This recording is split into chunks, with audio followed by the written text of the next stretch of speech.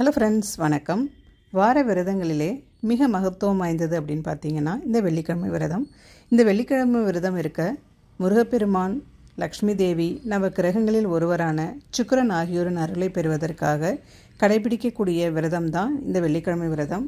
யாரெல்லாம் 11 வாரங்கள் தொடர்ந்து இந்த வெள்ளிக்கிழமை விரதங்கள் இருந்து வழிபாடு பண்ணுறாங்களோ அவங்க இந்த 3 கடவுளின் ஆசியையும் அருளையும் பெற்று சகல சௌபாக்கியங்களும் பெறலாம்.